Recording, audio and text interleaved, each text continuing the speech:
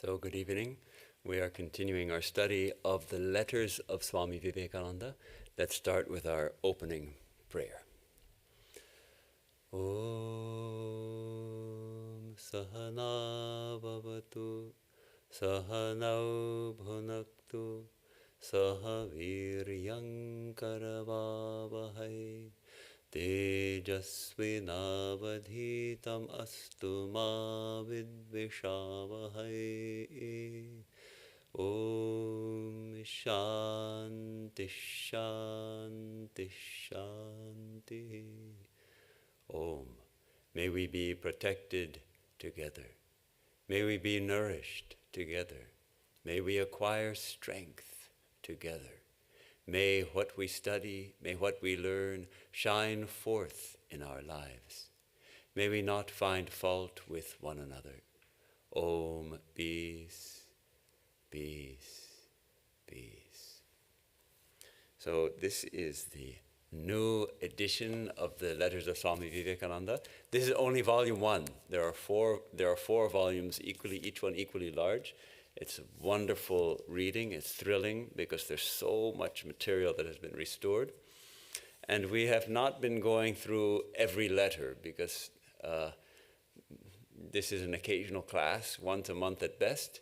Maybe it could happen twice a month on rare occasions. So we're not that we are in any hurry to go through all the letters, but however, I did receive a request to go back.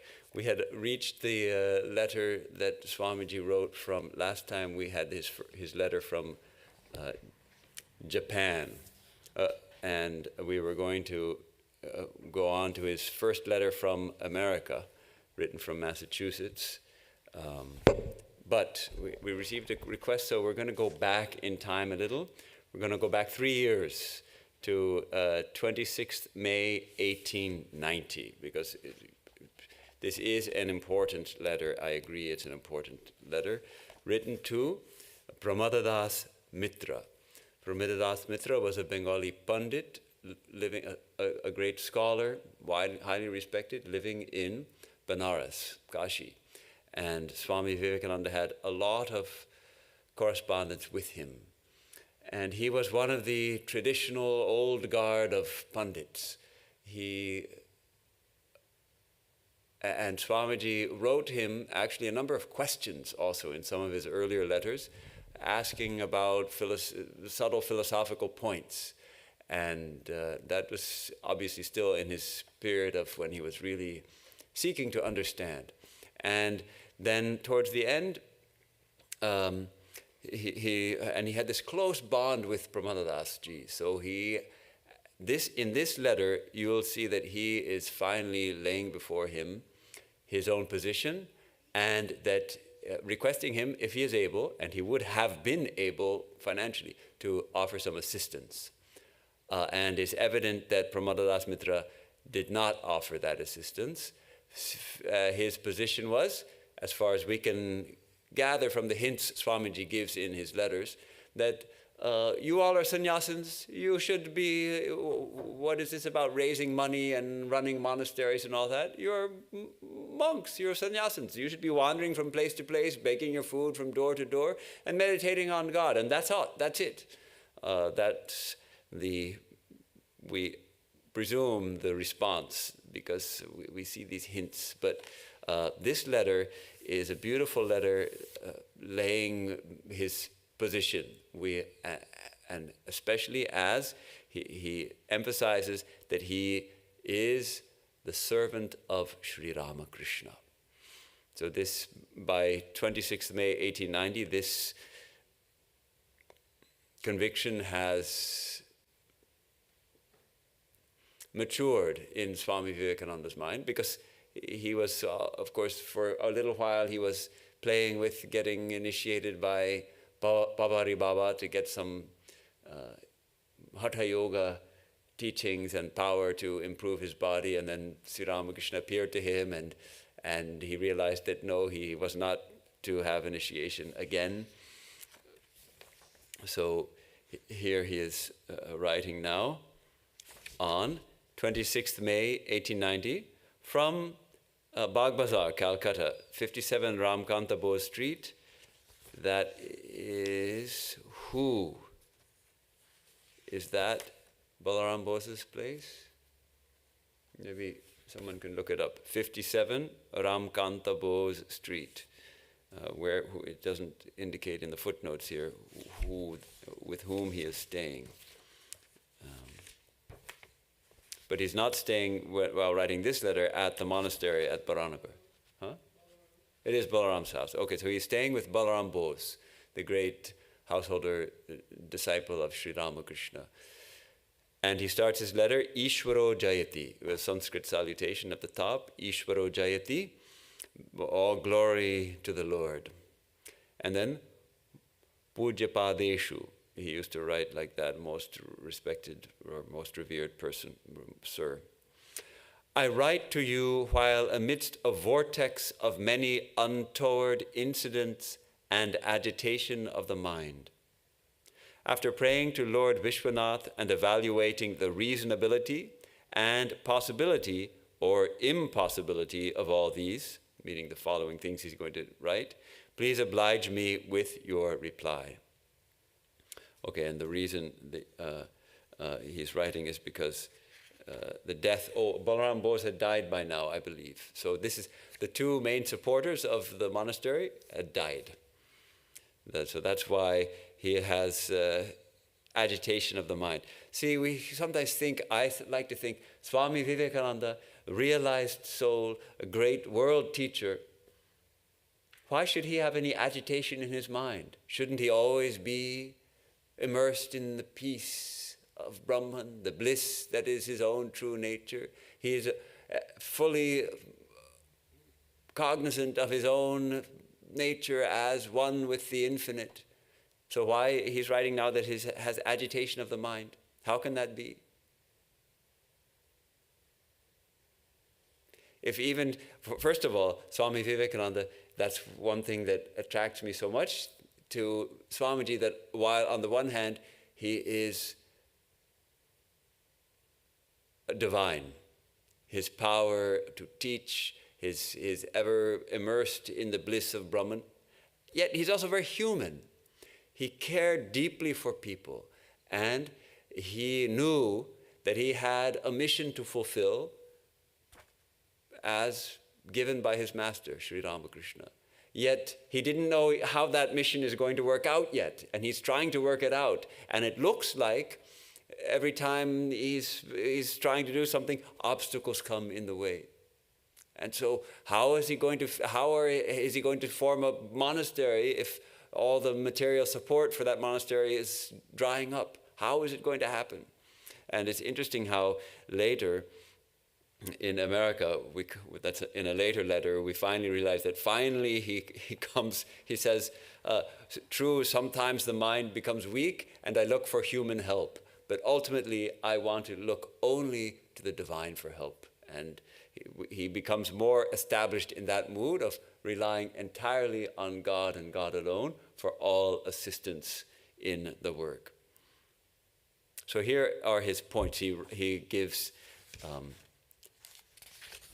they're numbered, 10 points, 11 points, 12 points. Oops, it's quite a long letter. There's 12 different points he gives. He's presenting an argument to Pramodadas Mitra. 1. I have told you at the beginning that I am a servant of Ramakrishna. And then he quotes from a Bengali song, I suppose it's a Bengali song. De tulsi til deha samarpinu. I lay my body at his feet with til and tulsi.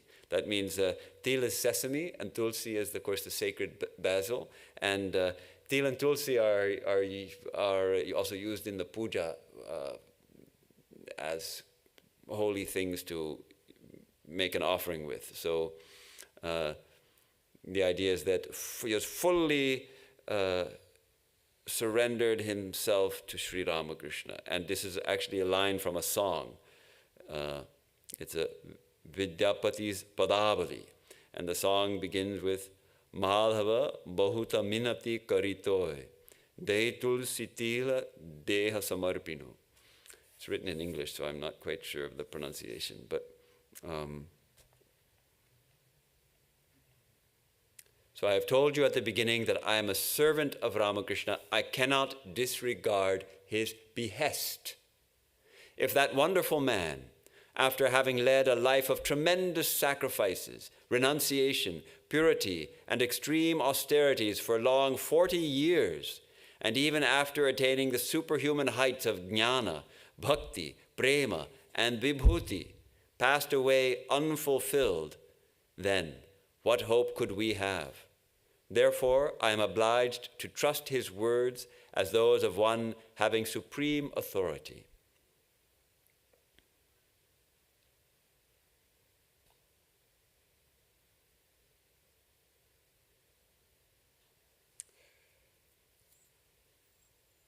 It looks like, I'm not sure about the translation of this sentence.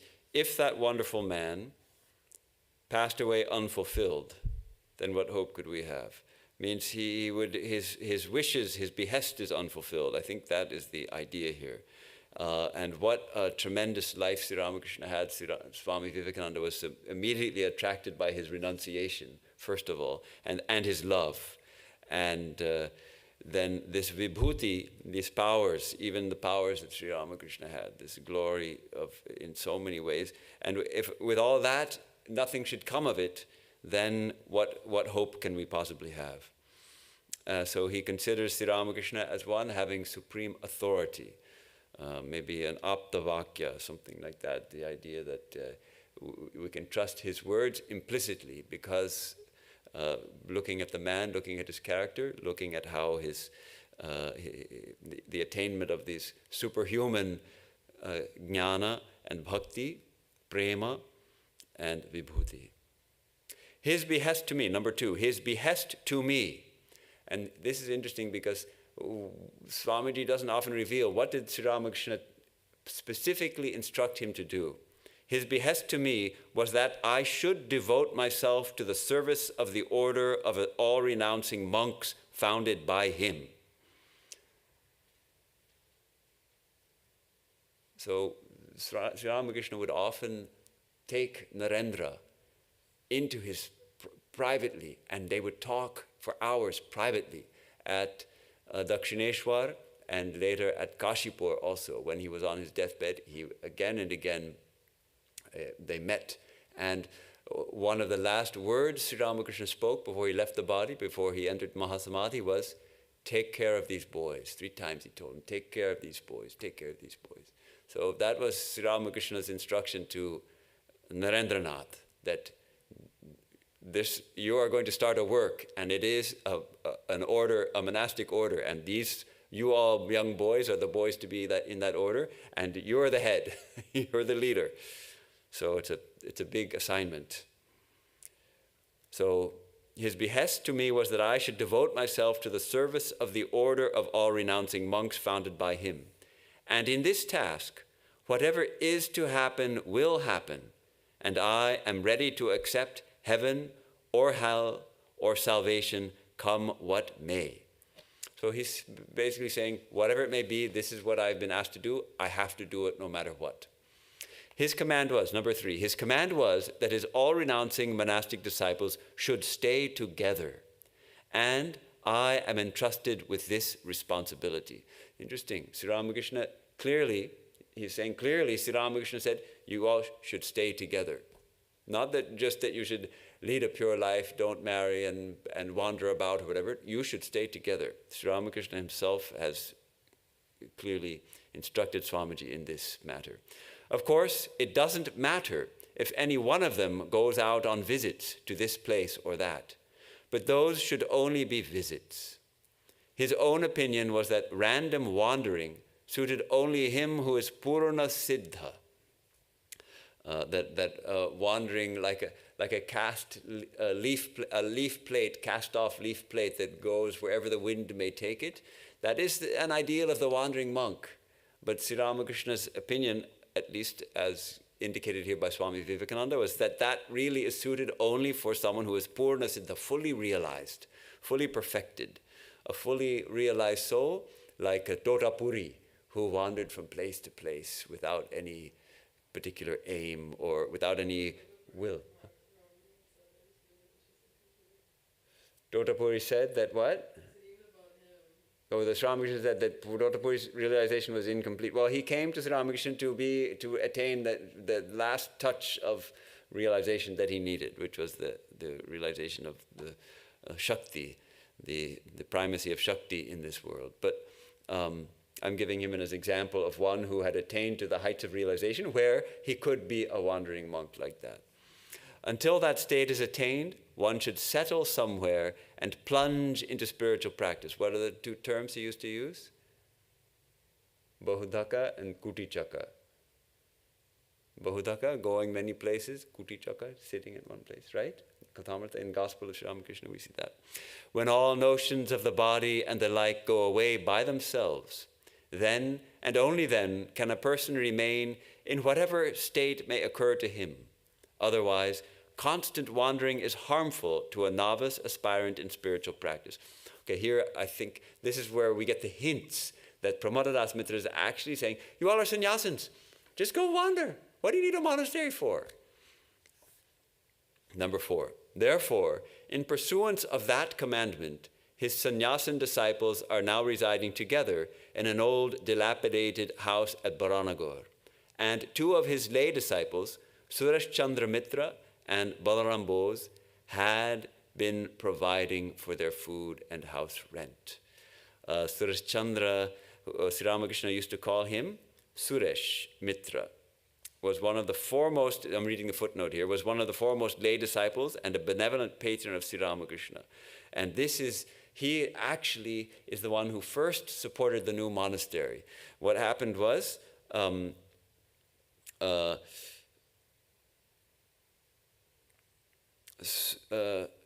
after Sri Ramakrishna left the body, Mahasamadhi, the Kashipur garden house, after a few days, the lease was up.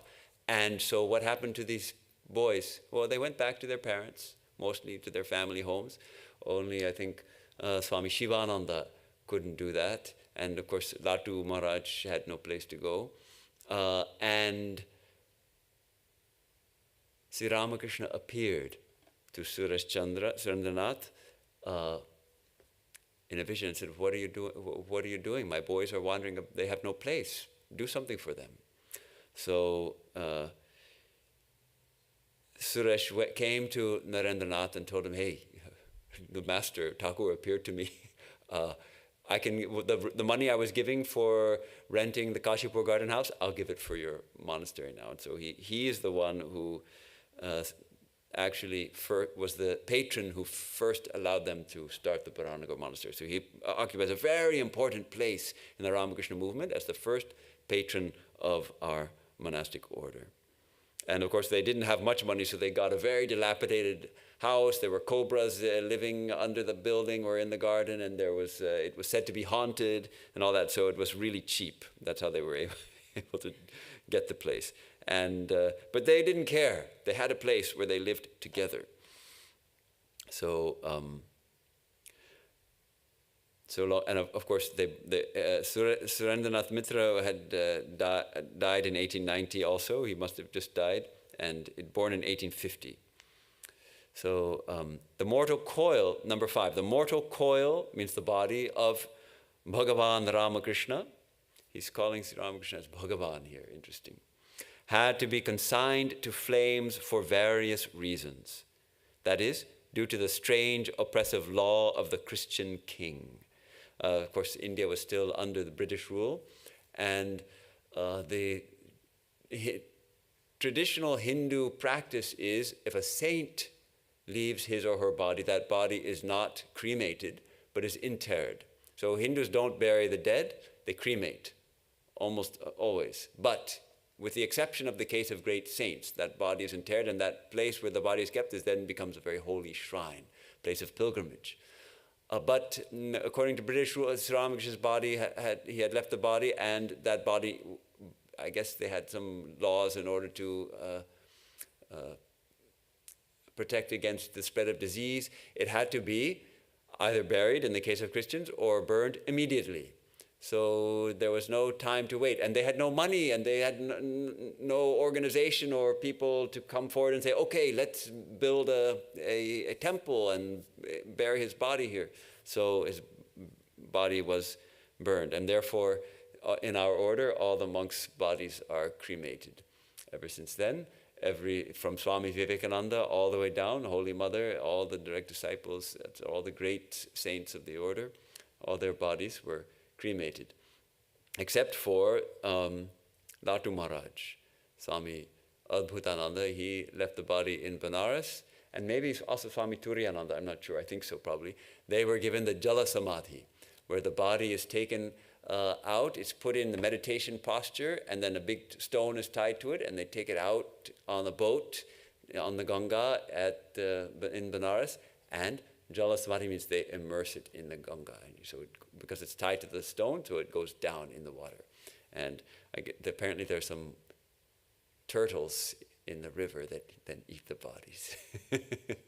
So that's what they do. I've seen these bodies, the Jala Samadhi bodies in Kankal, that is by Haridwar. They do that still with the monks' bodies also. And I was taken to a place where the water is actually quite shallow, and there you could see a few bodies under the water, not yet decomposed, not eaten up. So it's quite interesting. In India, you see things you'd never see in the West. I'm reminded of, I shouldn't go there. Okay. Yeah, there's different things we see. Like the time in the Ganges, once there was this horrible smell at Belar Mutt. Oh, it was so horrible. So we all went to the bank of the Ganga, and there's a body, a human body floating in the river. Now in America, there would be helicopters, there would be dozens of police and all kinds of things. What happened there? Oh, some of the workers got some long bamboo poles and just pushed it back out into the river. That was that. So who knows why there was a body? So how far up the river had it come down? So was it that someone drowned, someone tried to commit suicide, or someone committed suicide, or no one had money for a cremation, or who knows? We'll never know at this point. So even now, such things happen. But that was a little bit of a digression. The point was that Sri Ramakrishna's body was cremated. And he says there is no doubt that this act was very improper. The remains of his ashes are now preserved, and if they are properly enshrined somewhere on the banks of the Ganga, perhaps we shall be free from that great sin to some extent. Whether he's speaking sort of in hyperbole or actually feels that was, evidently he felt uncomfortable. He had some regret that this had happened. So he already, at this early date, 1890, had this vision that Sri Ramakrishna's remains should be installed on the bank of the Ganga. And of course, that finally did happen at Belar Mutt at 1896, so 7 years later. Those sacred remains, his seat and his picture, are fittingly worshipped daily in our mutt. And you are aware that one of my Guru Bhai, Ramakrishnananda, who is of Brahmin birth, is dedicated to the task day and night. The expenses of the worship also used to be borne by the two great souls mentioned above, means Surendranath Mitra and Balaram Bose. Number 6, he by whose birth our Bengali race has been sanctified and the land of Bengal had become hallowed. He who came to redeem the Indians deluded by the glamour of the Western world. And he who, therefore, chose most of his all-renouncing disciples from university men. Those words written in English, by the way, university men. What can be of greater regret than that no memorial could yet be raised in this land of Bengal, in the very neighborhood of the place where he lived his life of sadhana? Beautiful. He's speaking, of course, poetically, and he's writing an appeal. Let's remember, he's writing an appeal to Prabhupada Mitra to cough up some funds. Swamiji rarely put his hand out to beg, but this is one of the few cases where he trusted and felt close enough to Pramadana Babu that he felt that he could actually beg of him.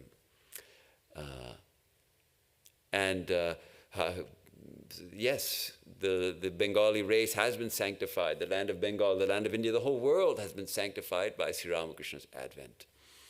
As that a human being could be born who had such tremendous renunciation, such tremendous realization, such tremendous spiritual power, that power which is still flowing and is still manifesting itself more and more in the spreading of the teachings of harmony of religions, the spreading of the teachings of the reality of the divine, that divine is true and that divine can be known and that that's the goal of our life. These kind of teachings of Ramakrishna.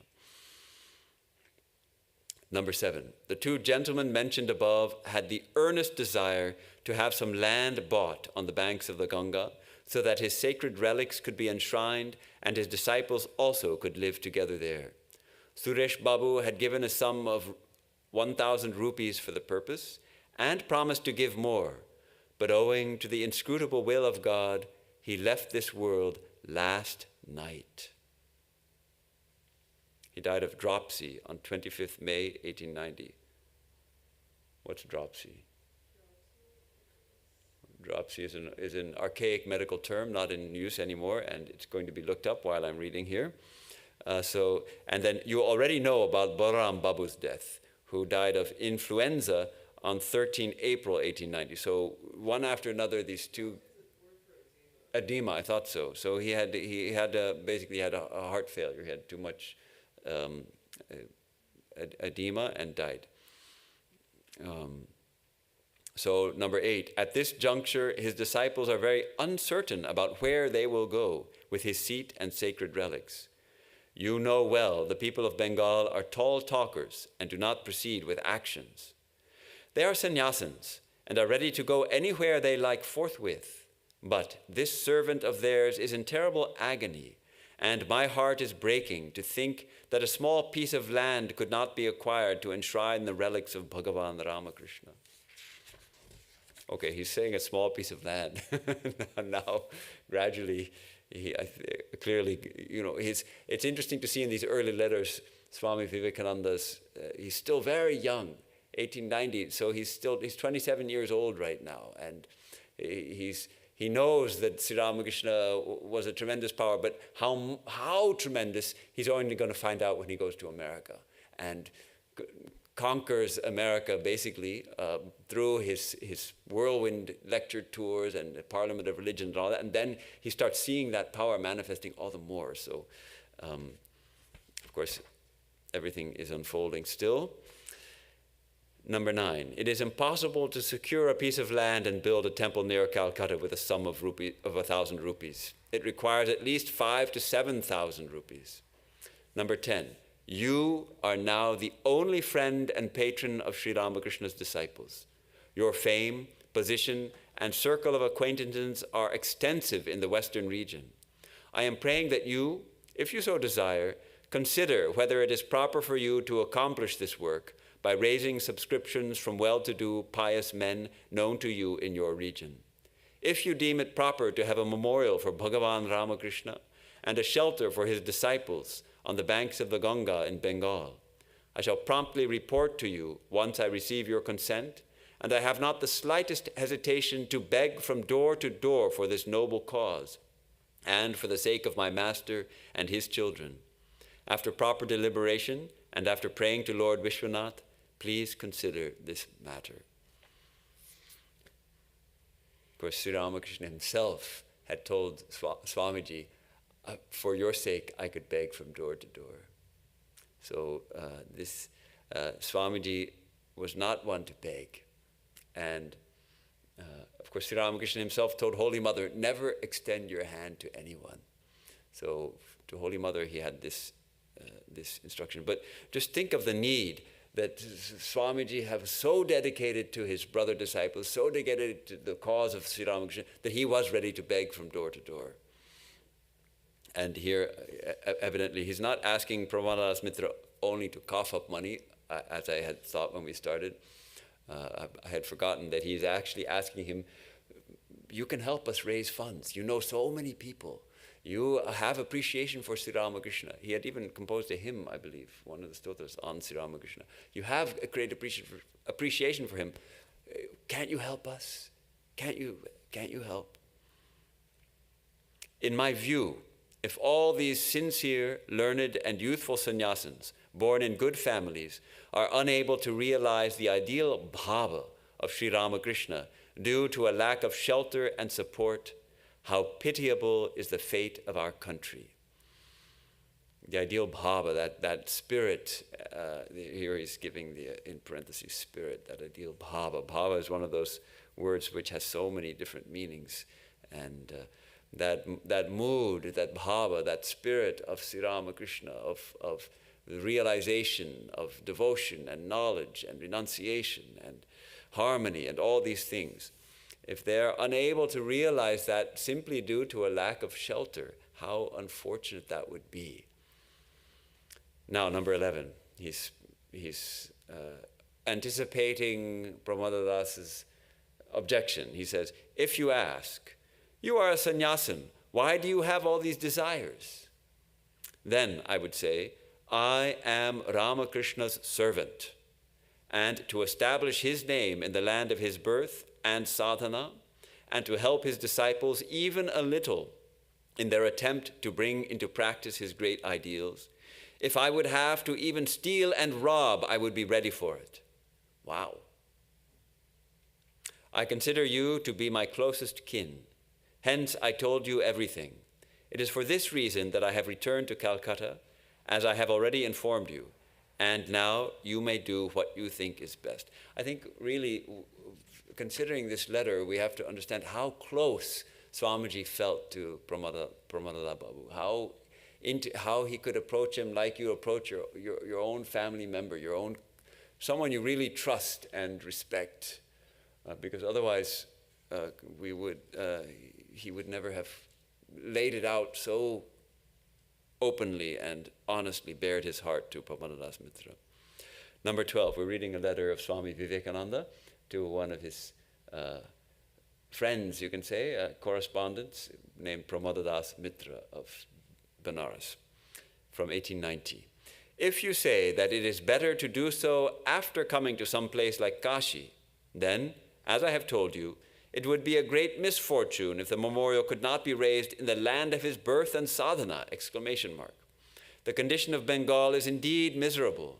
The people here do not think even in dreams what renunciation is. Only luxury, sensuality, and selfishness are eating into the vitals of this race.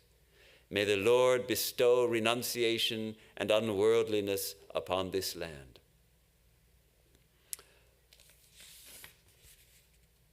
So that's his plea. I believe that the people in the western provinces, especially the wealthy, have great zeal for noble causes like this, whereas the people here have nothing. Please reply whatever you decide. Gangadhar has not arrived even today. He may reach here tomorrow. I am so eager to see him.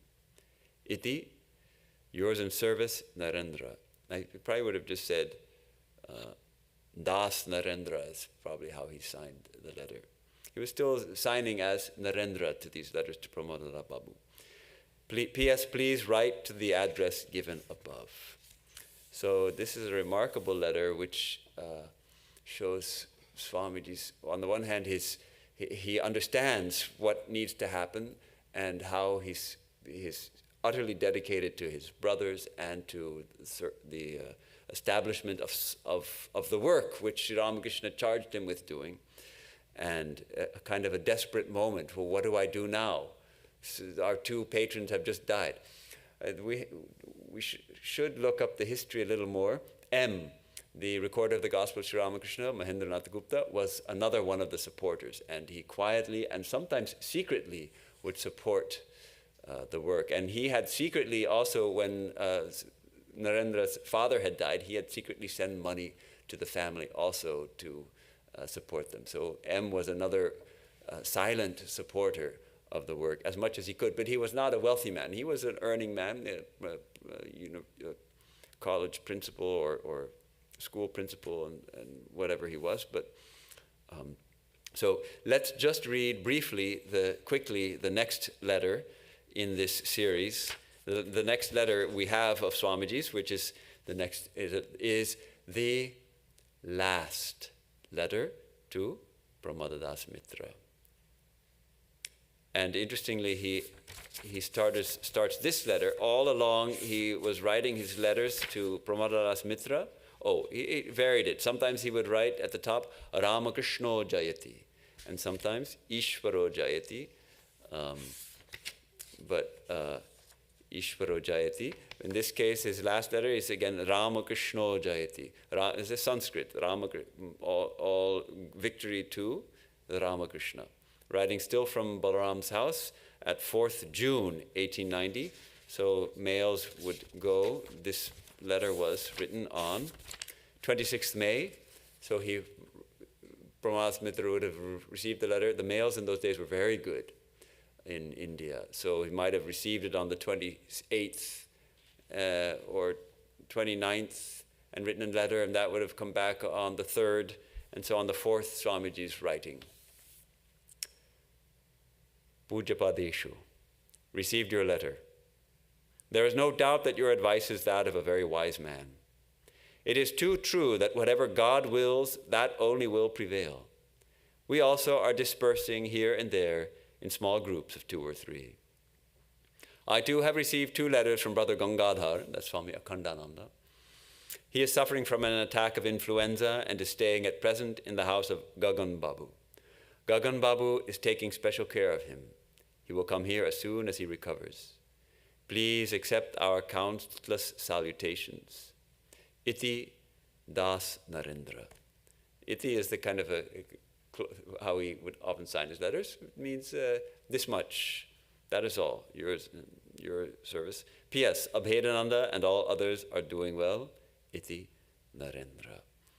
So it's a kind of sad letter. After pouring his heart out, this is a very formal letter. You can sense the coolness in this letter. He's just giving him some information, but that so we can understand that the Pramadadas Mitra's reply was, his advice is that of a very wise man. He said something along the lines of, whatever God wills will happen, and you are sannyasins. Stop having all these desires. So that was the end of that relationship. There are no more letters between them, at least that we have. Still, we are grateful to Pramadadas Mitra for saving all those letters, and so we have them to get a wonderful glimpse into Swami Vivekananda's mind of those days. All right. Next, we will turn to... There was a request also to take up one more letter from India before we go back to before we turn to the first letter from America.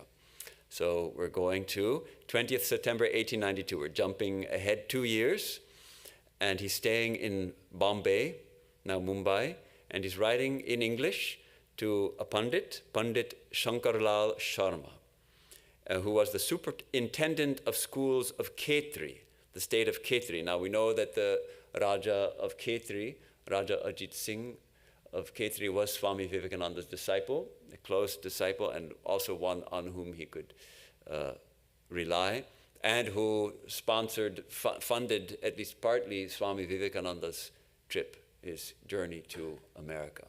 So he is also an important figure in the early work of the movement.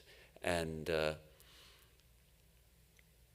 this is written on 20th September 1892, just about a year before the Parliament of Religions. Dear Pandit Ji Maharaj, your letter has reached me duly. I do not know why I should be undeservingly praised. He must have praised him. Then quoting, none is good save one, that is God. That's from the Gospel of Luke in the Bible. As the Lord Jesus hath said, the rest are only tools in his hands. Gloria in excelsis, glory unto God in the highest, and unto men that deserve, but not to such an undeserving one like me. Here, quote, the servant is not worthy of the hire. That's from the Bible. He's quoting from the Bible extensively here. The servant is worthy of the hire, but he's adding the servant is not worthy of the hire. And the fakir especially has no right to any praise whatsoever. For would you praise your servant for simply doing his duty? How beautiful. Fakir, of course, usually refers to a wandering Sufi saint or Muslim saint, but here he's calling himself a fakir, wandering beggar, and he's a servant of humanity. So you praise a servant for doing his duty, but you wouldn't praise a servant for doing his duty. Of course, now we probably, it's better to praise your servants. They'll give you better service if you praise them. But having a positive self-concept. You mean instilling a positive self-concept in the servant? Mm.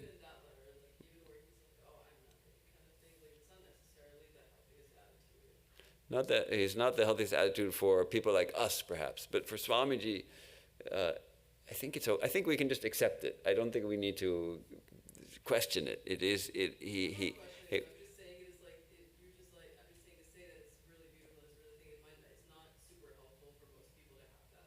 It's not super helpful for most people to have that attitude. Okay. Hope you are keeping well with your family. My unbounded gratitude to Pandit Sundarlalji and to my professor for their kind remembrance of me. This is another, he studied the Yajurveda with this Pandit Sundarlal Ojha. Now I will tell you something else. This is the interesting part. The Hindu mind was ever deductive and never synthetic or inductive. In all our philosophies, we always find hair-splitting arguments, taking for granted some general proposition, but the proposition itself may be as childish as possible.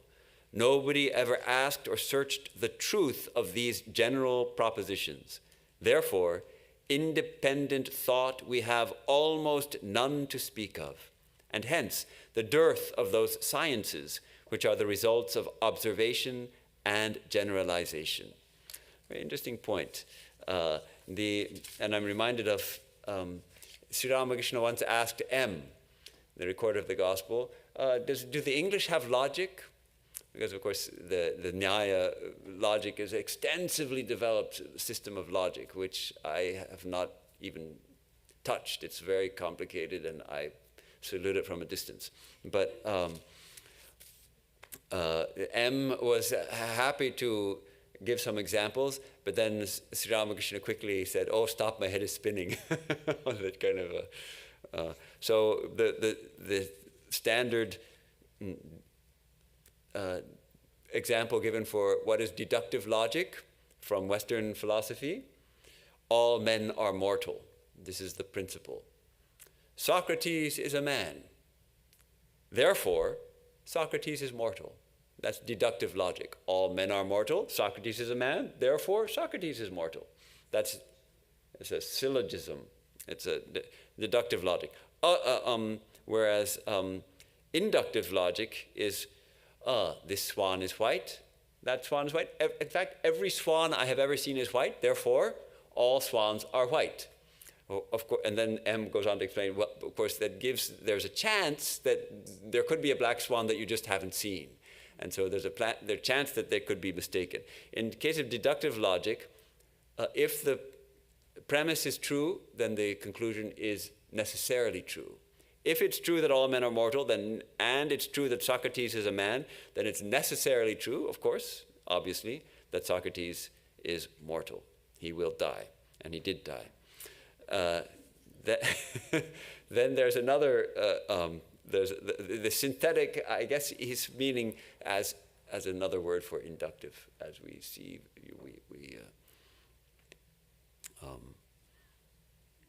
we from our observations, we synthesize some kind of deeper understanding. There's also something they call abductive logic, which is like an educated guess. You see the grass is wet. What could it be? Well, if several things. Someone could have spilled some water here. There could have been a sprinkler that went, or it rained. And then judging by the various other variables, you make the conclusion. Oh, I see that there's a sprinkler right there. Probably the sprinkler had just run. Or there's no sprinkler here. Probably it rained. Likely it rained. That's abductive logic. Okay, so now Swamiji is going to propose a couple of reasons for this. And I'm not sure I fully agree with this first reason. He says, from two causes. The tremendous heat of the climate forcing us to love rest and contemplation better than activity. And Swami Saradananda also mentions this in The Great Master. But it's certainly an argument, it has some merit. Yes, India is a very hot climate, even then. And so people are liable to be less active, perhaps. And the Brahmins, as priests, never undertaking journeys or voyages to distant lands.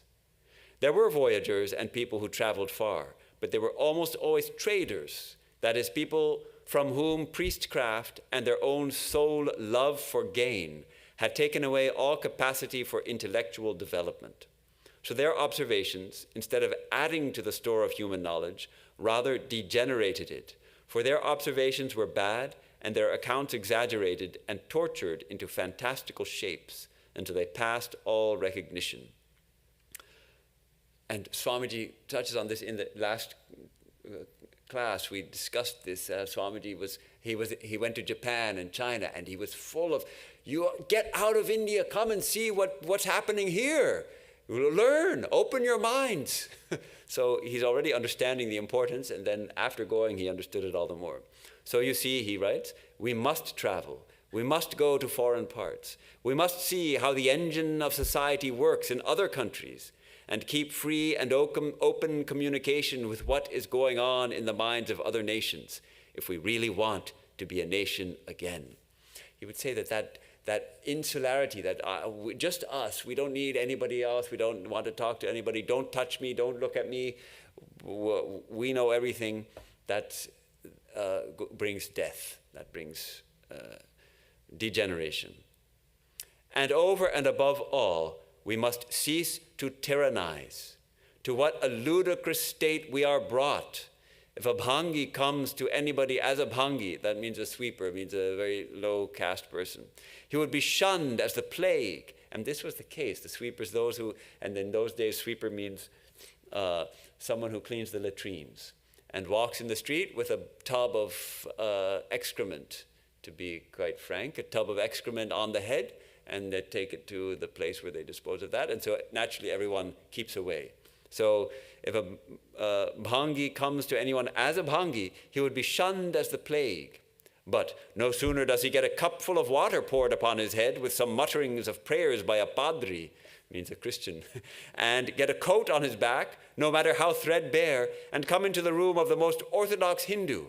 I don't see the man who then dare refuse him a chair and a hearty shake of the hands. Irony can go no further. And come and see what they, the padris, are doing here in the Dakshin, in the south. They are converting the lower classes by lakhs, by hundreds of thousands. And in Travancore, the most priest-ridden country in India, where every bit of land is owned by the Brahmins, and women, including the royal ladies, deem it a matter of great prestige to live as concubines of the Brahmins. Nearly 1/4 has become Christian, and I cannot blame them. What part have they in David and what in Jesse? When, O Lord, shall man be brother to man? Yours, Vivekananda. This quote, what part have they in David and what in Jesse? It's also Bible Old Testament. It's part of the story of the rebellion of Sheba. And I'm going to read this footnote without fully understanding it. A Benjamite leader named Sheba disclaimed any relationship or debt to King David and his father Jesse, and rebelled against David. Swamiji used this reference to convey that the lower castes, if not treated with due respect and dignity, were not obligated to show loyalty to the upper castes. Okay, that's clear then. Travancore was one of those kingdoms which was started in 1729 and was finally dissolved in 1949 with the independence of India and all of that. These different kingdoms were dissolved and everything became part of the country of India, the state of India. And it was mostly in Kerala, with some parts also in Tamil Nadu. So that was the Travancore. interesting. Now, see, Swamiji had a great reverence for Jesus and for the teachings of Jesus, and he starts the letter by quoting from the Bible. But then at the end of it, he's saying, "But see, look, all this conversion, and it's what an irony. You won't touch a man, but then he converts to Christianity, and then you shake his hand. Well, if you can shake his hand when he's become Christian, why can't you shake his hand when he's a Hindu?" So he's pointing out the hypocrisy here. So that, in the meantime, are there any questions or comments? Please.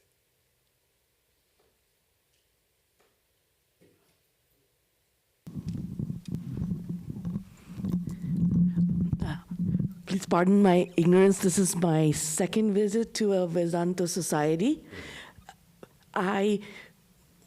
I guess you could call me a cynic. I was surprised to see Ramakrishna venerated as I would if I went to a temple or a church to see a god or goddess.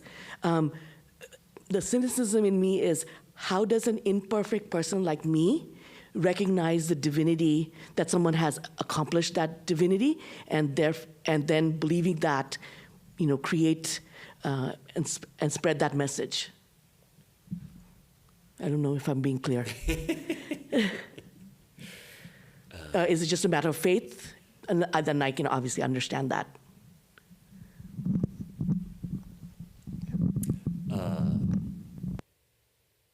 Swami Vivekananda and his brother disciples they were all disciples of Sri Ramakrishna, and they served him while he was living, and especially during the end of his life.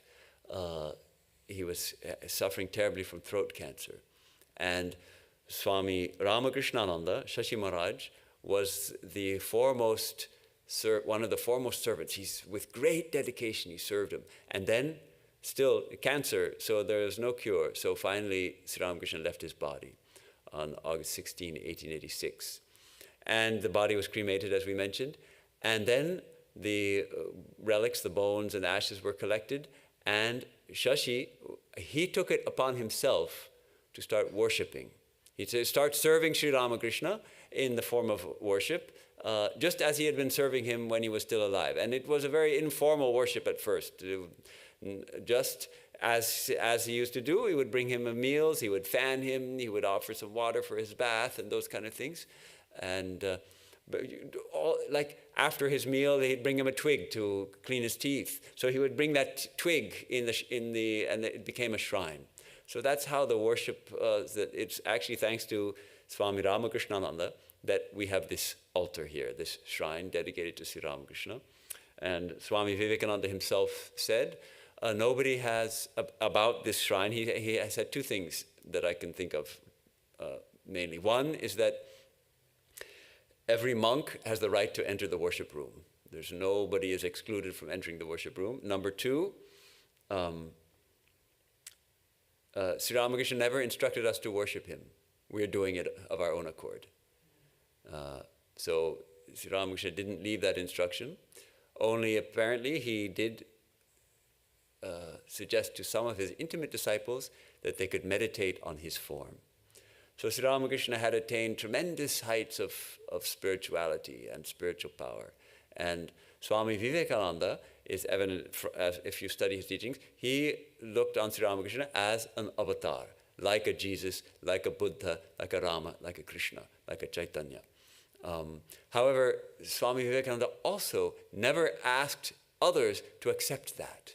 He said he didn't want his brother disciples also to preach Sri Ramakrishna as avatar.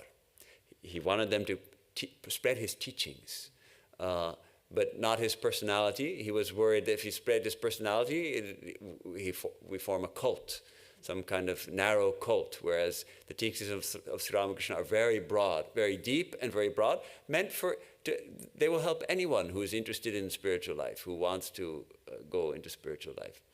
But we, in our devotion, recognizing the greatness of Sri Ramakrishna, we don't have to use big words like avatar and all that, but we see the power of his life, how he could transform people's lives by a touch or a look.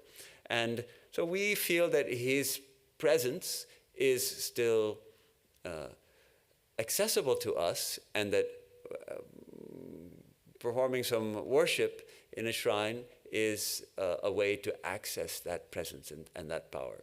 Now, it is a tradition in many Hindu lineages to worship the guru, to worship the lineage of gurus. So even from that standpoint, there shouldn't be any objection to worshiping Sri Ramakrishna as the guru. And in fact, after our evening prayer, we say, along with the direct disciples, Jai Shri Guru Maharaj. They used to refer to Ramakrishna as Guru Maharaj. Now on our altar, you will note that you can't see actually, but there's of course Sri Ramakrishna, and to the left is Holy Mother Sri Sarada Devi, his we can say his spiritual counterpart, feminine counterpart.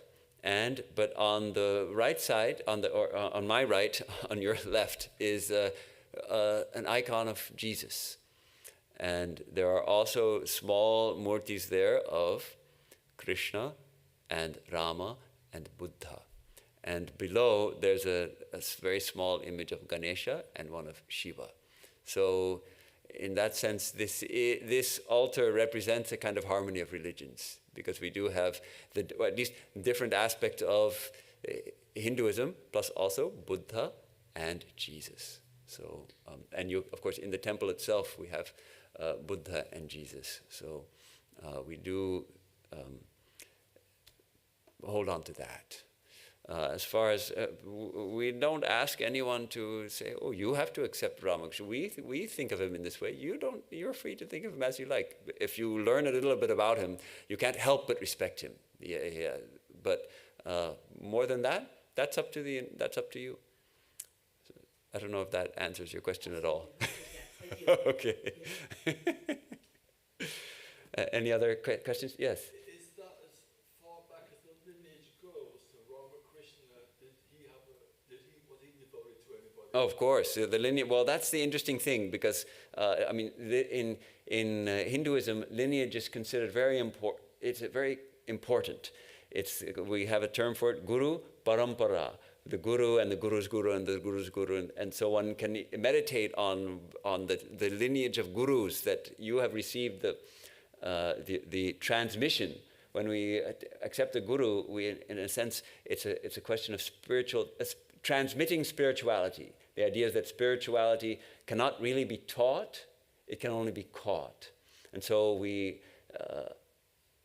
align ourselves. We take shelter with a great teacher, with a spiritual teacher, and then we know that his or her teachers all along the line, and we can trace that lineage back many hundreds, perhaps thousands of years in some cases. We can trace the lineage back. Now, Sri Ramakrishna is an interesting case because, on the one hand, because he had many gurus.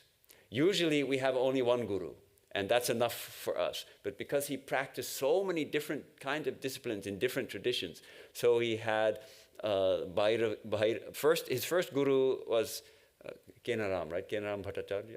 Someone who initiated him into... Yeah, he was a family guru who initiated him into the Kali worship tradition. Then he had the Bhairavi Brahmani who initiated him into Vaishnava disciplines. There was a votary of Rama, a monk who came, Jatadhari they used to call him, who worshipped Rama, who initiated him into the worship of Rama. He had initiation into Sufi practices from a Sufi. So you could say that one of his gurus actually was Muslim. So that lineage would be traced back to the Prophet Muhammad. So, and then he had his sannyasa, so the Vaishnava gurus definitely trace their lineage back, in Bengal at least, to Chaitanya Deva. And then the sannyasa guru, Totapuri, obviously will trace his lineage back to Shankaracharya. The sannyasa tradition goes back to Shankara. So in Sri Ramakrishna we find all these different streams coming together and then flowing down again. So very interesting. So does the lineage go back to a point where you don't know where the lineage starts from? Presumably the Right, the lineage goes back to God. That's the tradition that Brahma started it off, and then his disciple and disciple, and so. But we see that the lineages they're reinfused by great souls. So not necessarily that every soul in the lineage is a powerful guru. Maybe they're passing the lineage on, but we find, say, Shankara was one giant in the lineage of gurus. And of course, then Ramanuja, another giant. Chaitanya, another giant. Ramakrishna, another giant in the lineage. Ramakrishna's gurus, we know about them. Totapuri, he was an illumined soul, and certainly we would call him a great saint, but he wasn't a giant like Ramakrishna. Where did Ramakrishna, where was he born? Ramakrishna was born in a small village. About nowadays, it's probably about 2 hours or 2.5 hours from Calcutta. In those days, it was a couple of days' journey. It's a small village called Kamarpukur in the Hooghly district. And it's a very small village. His father was a poor Brahmin. They had a little bit of land, providing a little income. But his father was very upright and honest man. He had been... The reason they were so poor is they were expelled from their previous village because the landlord of that village wanted to make a false case against someone and asked this man, Ramakrishna's father, to tell a lie in the court case, and he refused to do so. So then he managed to get someone else to tell a lie about him too, and got him expelled from his ancestral property. And so he found refuge in the village of Kamapukur.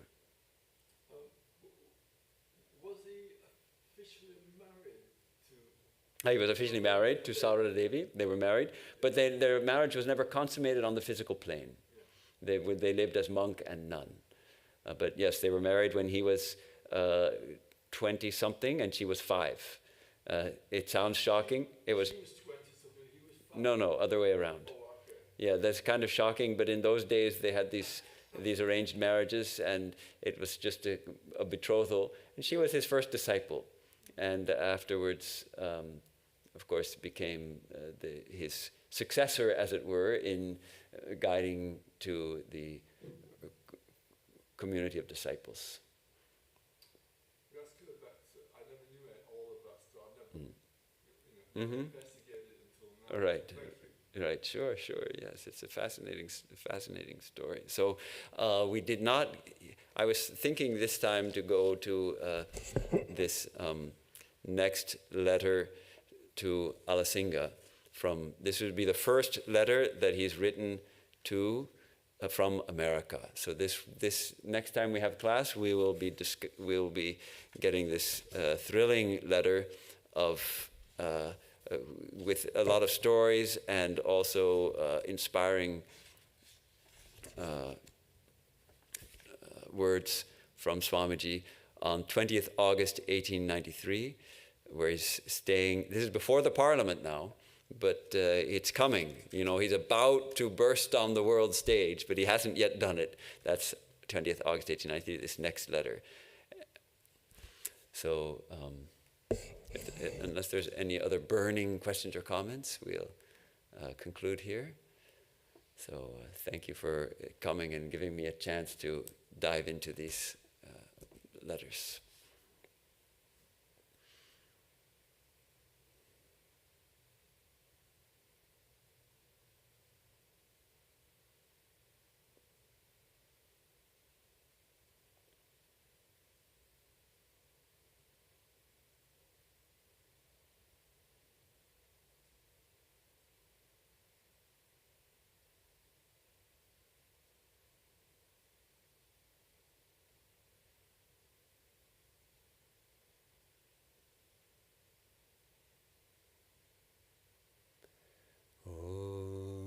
Shri Atirajaya Vivekananda Suraye Satchit Sukha Swarupaya Swamine Tapaharine. We salute the great sage Vivekananda, that king of renouncers. the very embodiment of existence, consciousness, and bliss, and the destroyer of misery. Om Shanti Shanti Shanti Hari Om Tat Sat Shri Ramakrishna Arpanam Astu.